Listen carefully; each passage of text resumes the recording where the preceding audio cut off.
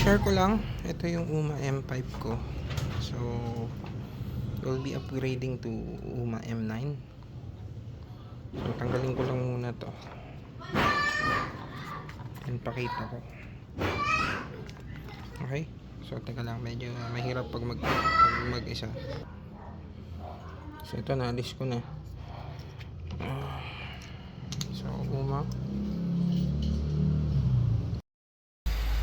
Hello everyone. So, yung purpose lang nitong video na to is gusto ko lang i-share sa inyo yung difference or added features ng UMA M9 versus the UMA M5. So, sa mga nagde-decide pa lang bumili ng UMA M9 and or gusto niyong bumili ng UMA M5, so baka pwede itong maging guide nyo kung ano bibilin nyo. So sana makatulong sa inyo. And by the way, to share with you, hindi to sponsored by anyone. So personal expense ko to. Both the UMA M5, binili ko yun personal expense, and even my UMA M9. Okay. So, okay. So let's start. So, focus tayo. Dito tayo sa UMA M9 na application, monitor. Okay. So, to share with you, kung mapapansin nyo, mas detailed yung monitor section ng UMA M9. So, mas madami, 'di ba? Na makikita kang mga sensors ni UMA. So, punta tayo dun sa UMA M5. Okay. So, ito yung monitor, parameter monitor tawag dito. So, parameter monitor ng UMA M5. So, kung mapapansin nyo, mas maganda yung ito. Parang meron kang tachometer. Pero, yun nga, mas maganda sa akin, base sa aking opinion, mas maganda yung monitor section ng UMA M9. Okay. So, pwede mo naman alam kung i-view yung mga, I'm not sure kung lahat ng sensors na to na nandito ngayon sa UMA M9 is available dun sa UMA M5. Pero alam ko ito, nandito yan kasi kung gusto mo, let's say, i-view yung mga yan, no? Though bihira ko naman to i-select. Actually, ang ayaw ko lang din kasi kung let's say gusto kong piliin ito. Ang ayaw ko lang sa UMA M5 kasi pag pinili mo yan, pag close mo yung app, babalik din siya sa default. So, bihira ko na talaga to galawin. Okay. And bihira din naman ako magstay sa parameter monitor ng UMA M5. Okay. So dito, for me, mas maganda to. Okay. So, let's go next. So, punta tayo dito sa fuel. Ito. So, ito yung isa sa feature or added updates ng UMA M9 na talagang nagustuhan ko. Kung mapapansin nyo, hanggang 15,200 RPM, and yung difference ng RPM is just 1,000 RPM. So, mas detailed to. And yung TPS, mas detailed. So, talagang mapa-fine tune mo talaga fuel adjustment sa UMA M9. And one more thing na napansin ko, yung fuel acceleration, naka-embed na siya dun sa fuel adjustment. So, all-in-one na siya.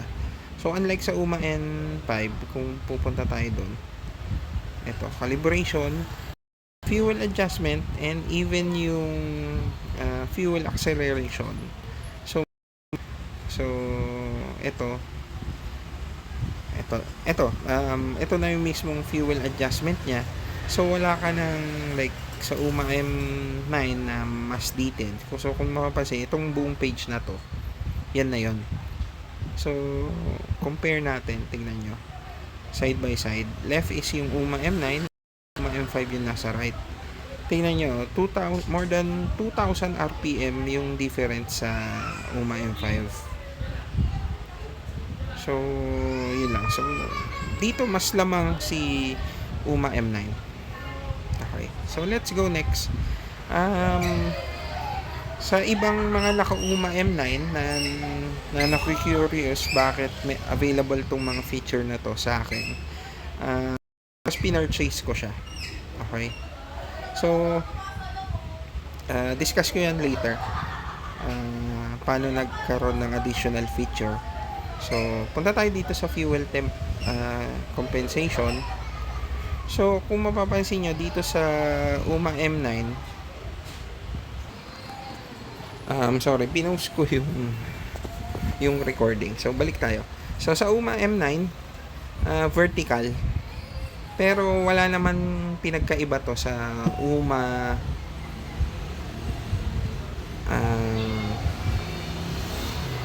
M5 and ito. Sa UMA M5 naman, horizontal. Okay, horizontal, but it's still the same. Hanggang 128 degrees Celsius. Though, hindi ka naman na siguro aabot ng ganun. Yung 112 nga, medyo baka overheat na yan eh. Hanggang siguro 96 pwede pa. Pero yung 112 medyo duda na ako kung ma-reach nyo pa yun. So anyway, yun lang yung difference. So, pantay lang sila, wala naman difference. So, punta tayo din sa auto-tuning. Though, to tell you honestly, hindi ko pa to nagagamit. Okay, yung auto-tuning. Wala kasi ako ng UMA AF2 module. So, never ko pang nagamit. Even sa UMA M5 ko. Okay. So, balik tayo sa UMA M5. Pakita ko din sa inyo kung nasan siya. Ito, yung auto-tune. So, hindi ko siya in-enable. It's because yun nga, na-mention ko is wala akong nung UMA AF2. So, hindi ko kailangan i-purchase yan. Okay? So, balik naman tayo sa UMA M9. So, lipat tayo. Punta naman tayo sa ignition. So, ignition, it's the same as yung fuel adjustment. Mas granular, mas detailed. Pansin nyo, hanggang 15,200. And even yung TPS. So, punta tayo sa natin. Ayan o. So, kung mapapansin nyo, sa left part, UMA M9 ignition, ito. So, diba, mas maganda, mas ma-fine tune nyo talaga ignition timing sa UMA M9. Okay? So, okay. Sa backfire, ito. So, pansin nyo tong idle loop. Isa to sa nakita kong disadvantage or cons ng UMA M9. Kasi kung mapapansin nyo, tingnan nyo to. ABC. Only 3 options para sa idle loop. Okay? So, dito naman sa UMA M5, punta tayo doon. So, sa idle loop, ito. Tingnan nyo. So, hanggang 9 sound patterns, yung pwede natin pagpilian. Okay? Diba? So, dito, yan o. Okay? So, 9. And while sa UMA M9, 3 lang. Okay? So, dito naman sa closed throttle backfire, it's the same o. Kung mapapansin nyo, 3 lang din yung option. So, UMA M5, closed throttle. So, ito, 9. So, isa to sa mga napansin ko din. So, parang downgrade yung nangyari dito. So, I'm not sure the reason bakit ganun ginawa nila. But maybe in the future update siguro, baka ibalik nila. Okay, so ito naman yung launch backfire. Alam ko it's ang equivalent nito sa UMA M5 is yung open throttle. Okay, so ito yung open throttle. Yan yun. Ah, ito. So, launch backfire. Yan. So, yan yun. Launch sound. So, kinagandahan naman. Pwede ka pa rin mamili naman ng launch sound. Ito. Okay. So, same dito sa sound level. So, I believe same din naman yon. Yung sound level, difference niya, launch sound. Okay. So, ito. Okay. So, mas maganda yung UMA M5 pagdating dito sa backfire. Okay. So, next tayo. Dito tayo sa setting. So, hindi rin to available by default. So, ito, target idle offset. Alam ko ang equivalent niyan sa ito. Ang equivalent niya sa UMA M5 is idle RPM. So, pwede mong increase yung RPM mo. Pero alam ko, sa kan lang to sa mga motor na may ISC. Yung mga Sniper 155. So, hindi to applicable sa Sniper 150, which is yun yung motor ko. Sniper 150 version 1 yung motor ko. So, hindi ko pa siya nagagamit kasi hindi naman siya applicable sa akin. So, let's go next. TPS reset. Same din, meron yung TPS. So, isa to sa mga una mong gagawin para ma-check or ma-detect ni UMA app yung minimum voltage and maximum voltage ng throttle nyo. Yung TPS. Yung throttle positioning sensor nyo. So, equivalent niya is TPS learn naman dito sa UMA M5. Though sa pagkakaalala ko, walang lumalabas na voltage, unlike maximum or minimum, unlike dito sa TPS reset ni UMA M9. But wala namang masyadong difference doon kung hindi lang naman pinakita. So, sa map, same din. So, pwede ka mag-save ng map mo. Let's say, nag-tune ka ngayong araw. Gusto mong i-save para, let's say, in the future or in the next days na gusto mong i-tune siya, nagka-problema ka, gusto mo ibalik yung previous mapping, pwede mong i-restore. So, same lang din naman yan sa UMA M5. So, punta ulit tayo dito. Menu, maps. So, nandito. Okay. So, same lang sila ng UMA M5. Itong UMA M9. So, malfunction code, same lang din. Meron din ito. So, punta din tayo dito. Malfunction code, yan o. Meron din. Okay. So, next information, ito sa tingin ko wala to sa UMA M5. Hindi ko na-notice to. So, I don't think, gagamitin natin to. Madalas ba natin titignan yan? But, siguro, maganda na rin added feature. Ito. So, let's go next. Cloud data. Ito yung kukuha ka ng map na nearest or closest dun sa setup mo. So, isa pa to sa napansin ko na parang lacking ng UMA M9. So, punta tayo sa Y15ZR kasi ito nga yung motor ko, Sniper 150. So, yan. So, piliin natin to. So, kung mapapansin nyo, 3 lang yung options. Unlike sa UMA, quick burn naman yung equivalent niya. So, kung mapapansin nyo, punta natin Yamaha model, punta tayo sa Y15ZR. And then, ito, Y15ZR, so, or Exciter 150. So, pansinin nyo to. So, madami kang mapagpipilian na closest na map na applicable sa motor mo. So, isa lang din yon na para napansin ko na difference. Though, hindi siya big deal for me. Kasi, kahit, I mean, ito yung in-install ko para ma-flash yung ECU ko. Ito yung ginamit ko. Hindi mo rin naman totally I mean, kung ako hindi ko naman din